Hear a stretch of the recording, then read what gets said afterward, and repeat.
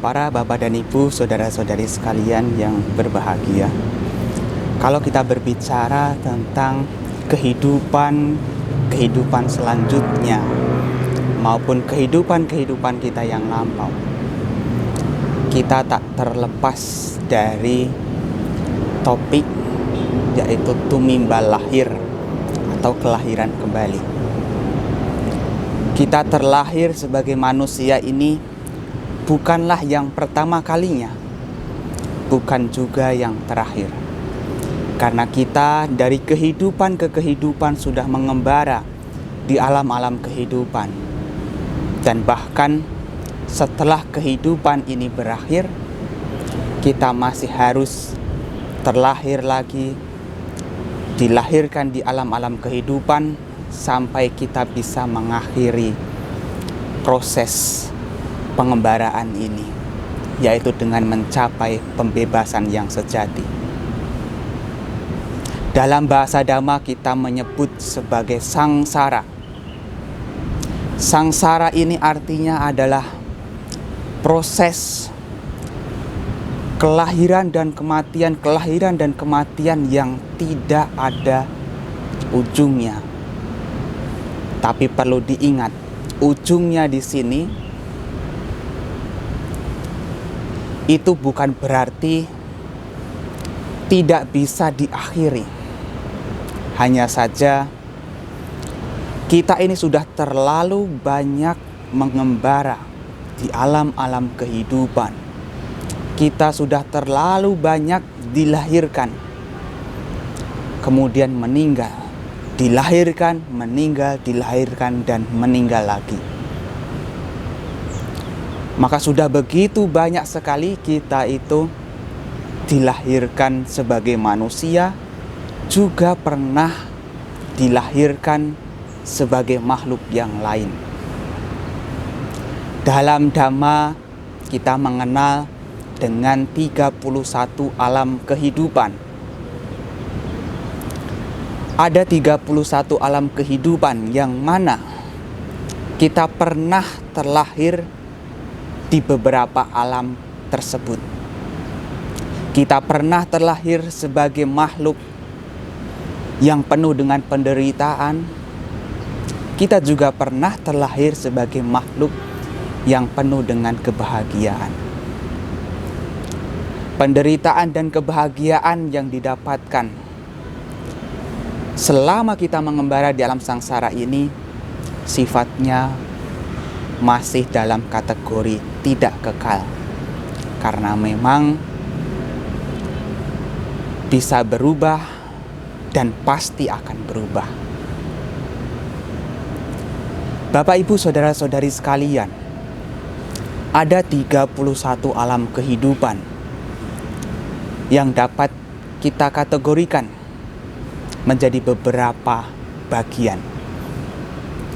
Bagian yang pertama kita menyebut sebagai kamaloka, yaitu alam-alam kehidupan yang masih berlingkup pada kesenangan. Tapi di sini juga ada bagian lagi yang merupakan alam penderitaan, juga alam bahagia. Nah, dari 11 kamaloka ini ada 4 alam penderitaan atau yang disebut sebagai apaya, alam-alam yang penuh dengan penderitaan, karena memang kategorinya adalah penderitaan, banyak penderitaannya. Ada juga yang disebut sebagai alam bahagia, yang disebut sebagai sugati. Nah, kalau alam menderita tadi disebut sebagai apaya, atau istilah lainnya adalah dugati. Du itu artinya adalah buruk, gati itu tujuan. Jadi dugati artinya adalah alam-alam tujuan yang buruk. Sementara sugati artinya adalah alam-alam yang berisi dengan kebahagiaan. Istilah sugati, su itu artinya adalah baik, gati adalah tujuan, yang berarti adalah tujuan yang baik. Ada 4 alam dugati atau 4 alam apaya. Yang pertama adalah niraya. Niraya ini kita sebut sebagai alam neraka. Tentu di sini pengertian neraka juga sama seperti halnya yang kita ketahui, yang mana alam-alam neraka ini penuh dengan penderitaan, penuh dengan siksaan. Yang kedua adalah tiracana, yaitu alam binatang, yaitu makhluk-makhluk yang terlahir sebagai binatang, sebagaimana yang bisa kita saksikan di bumi kita bersamaan dengan kita adalah alam-alam binatang. Alam binatang itu kategorinya adalah menderita. Kemudian ada alam peta. Peta itu bisa disebut sebagai alam hantu kelaparan. Ada juga yang keempat, yaitu alam asura, yaitu alam para bangsa jin, iblis, siluman, atau makhluk-makhluk yang punya kekuatan.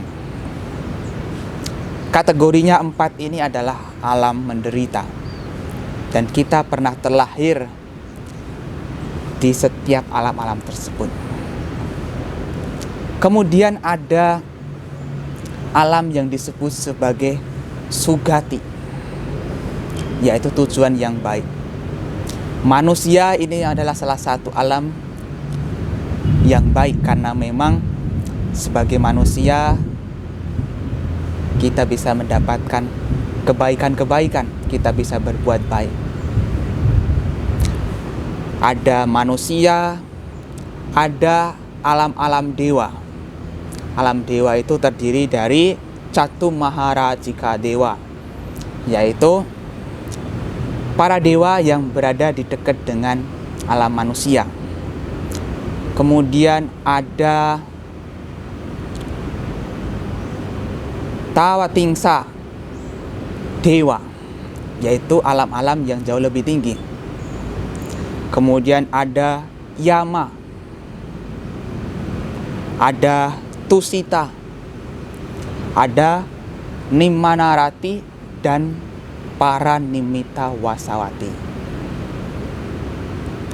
Nah, inilah yang disebut sebagai Kamaloka. Terlebih daripada itu juga ada alam-alam yang kategorinya adalah Rupa Loka. Ada Rupa Loka, jumlahnya ada 16 rupa loka. Ini biasa disebut sebagai alam Brahma. Dan untuk terlahir di sana dibutuhkan pencapaian meditatif jana. Kalau alam-alam dewa tadi dibutuhkan kebaikan-kebaikan sehingga bisa terlahir sebagai dewa maupun manusia. Sementara untuk terlahir di alam rupa loka, kita harus punya pencapaian meditatif jana. Untuk jana yang pertama, di sana ada alam yang disebut sebagai Brahma Parisaja, alam pengikut Brahma. Kemudian ada alam Brahma Purohita, para penasihat Brahma. Ada yang disebut sebagai Maha Brahma. Ini untuk jana pertama. Kemudian jana yang kedua, ada yang disebut sebagai Paritaba Brahma. Kemudian ada Apamanaba Brahma dan Abasara. Kemudian untuk jana yang ketiga, Paritasubha Brahma, Apamanasubha Brahma, dan Subakinha. Kemudian untuk jana yang keempat, ada alam yang disebut sebagai Wehappala, ditambah lagi 1 Asanyasata. Setelah itu ada 5 alam khusus yang disebut sebagai Sudawasa. Sudawasa itu adalah alam-alam makhluk-makhluk yang minimal mencapai kesucian anagami. Ada 5 alam, yaitu Awiha, Atapa, Sudasa, Sudasi, dan Akanita. Maka sudah lengkap menjadi 16 rupa loka berdasarkan dengan jananya tadi. Kalau pencapaian jana 1, 2, 3, dan 4 tidak disertai dengan pencapaian kesucian, ya mereka terlahir sebagai alam Brahma tadi. Tapi kalau mereka mencapai tingkat kesucian anagami, mereka terlahir di salah satu dari alam 5 Sudawasa tadi.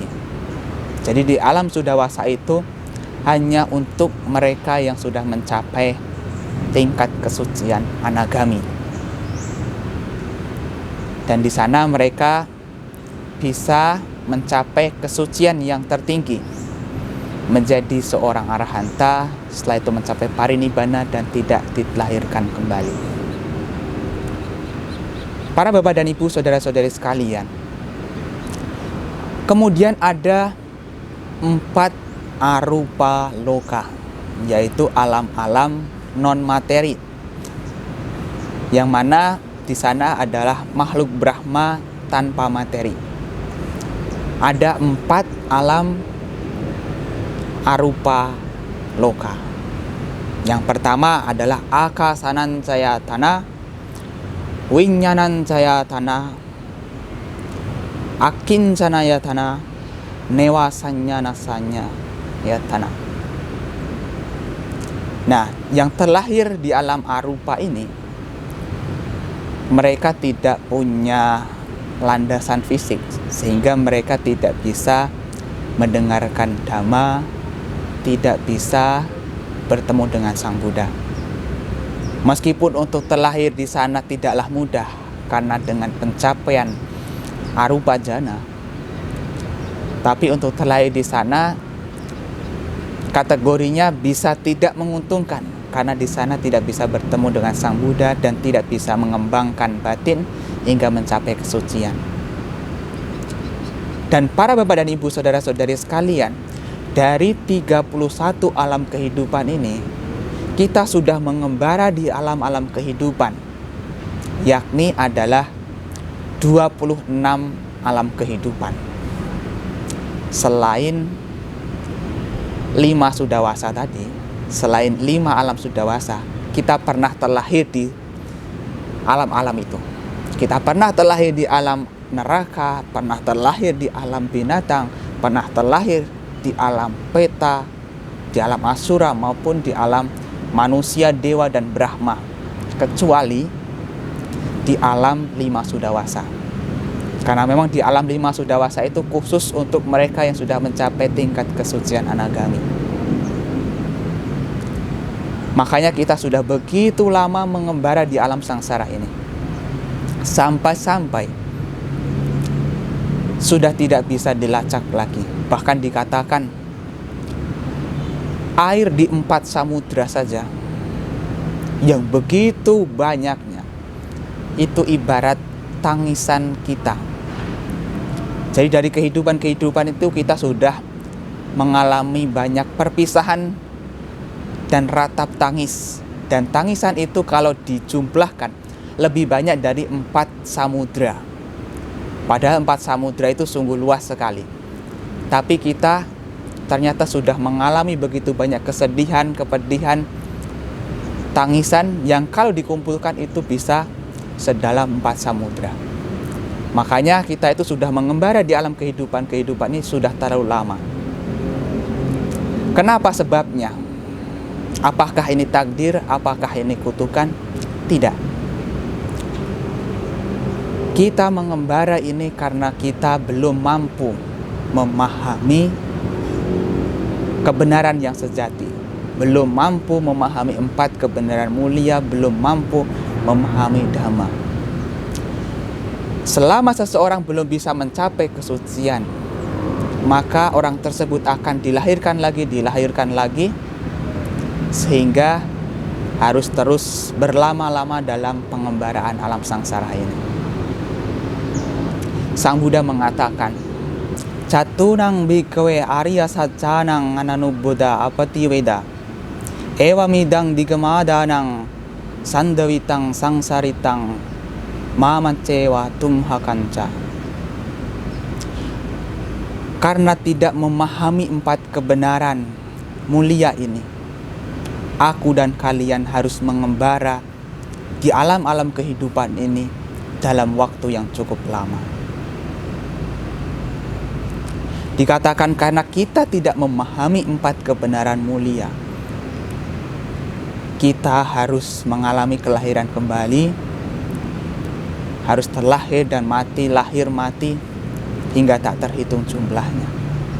Makanya munculnya seorang Buddha adalah untuk membabarkan Dhamma yang sejati ini agar kita bisa terbebas dari lingkaran tumimbal lahir ini, sehingga bisa mencapai Nibbana. Pembebasan yang sejati yang mana sudah tidak ada kelahiran kembali, sehingga kita mencapai kesucian yang tertinggi, menjadi seorang arahanta. Maka dari itu munculnya seorang Buddha ini adalah berkah bagi kita. Dan Sang Buddha menunjukkan kebenaran ini supaya kita memahami, yakni adalah memahami duka, sebab duka, lenyapnya duka, dan jalan menuju lenyapnya duka. Ini yang menjadi fokus utama dari dulu sampai Sang Buddha parinibbana. Maka dari itu sesungguhnya ajaran apapun yang diajarkan oleh Sang Buddha berkaitan dengan duka dan juga melenyapkan duka. Makanya Sang Buddha mengatakan, Ubbe cahang bhikkhave etarahica dukan cewa panya pemi dukas saca nirodanti. Wahai para biku, dari dulu hingga sekarang apa yang kuajarkan adalah tentang duka dan lenyapnya duka. Itulah kenapa Sang Buddha membabarkan Dhamma ini adalah tak lain supaya kita bisa memahami duka ini, kita kenali sebabnya dan kita tinggalkan itu. Kemudian kita menjalankan jalan mulia berusun 8 sehingga sampai pada pencapaian Nibbana, yaitu terbebas dari duka. Nah, kalau kita bisa memahami ini, bisa mencapai tingkat kesucian arahanta, maka kita dikatakan tidak akan terlahir lagi dimanapun, sehingga kita mencapai pembebasan yang sejati. Kina jati usitang brahmacaryang katang karaniyang naparang itatayati. Kehidupan suci sudah sepenuhnya dijalankan. Kelahiran telah dipotong. Apa yang harus dilakukan telah dilakukan. Tidak akan terlahir lagi dimanapun.